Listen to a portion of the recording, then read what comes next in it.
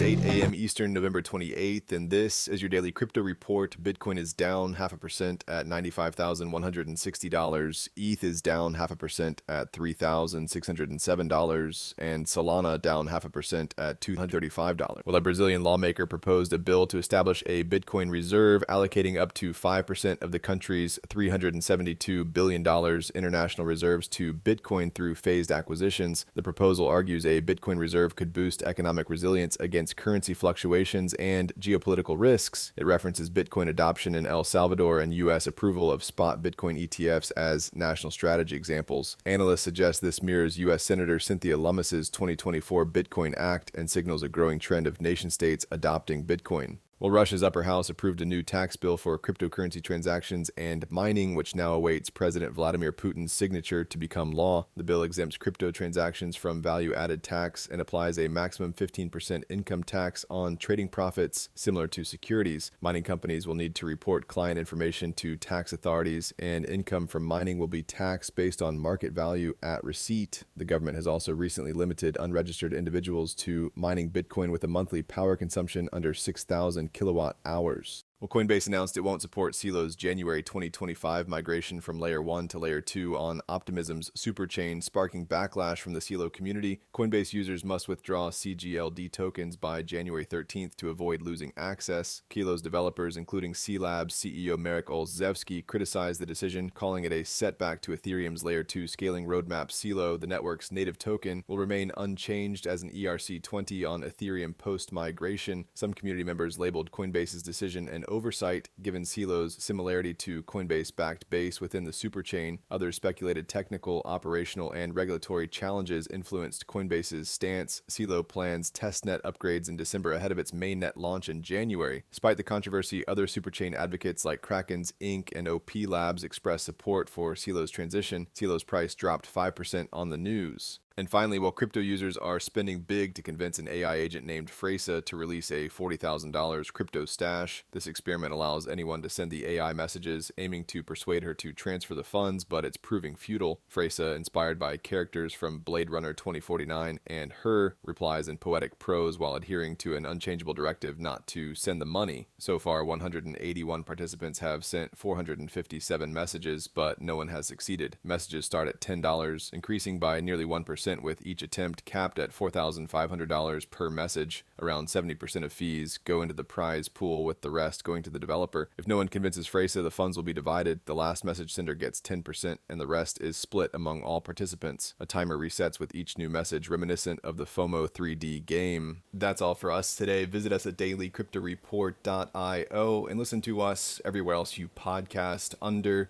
Daily Crypto Report.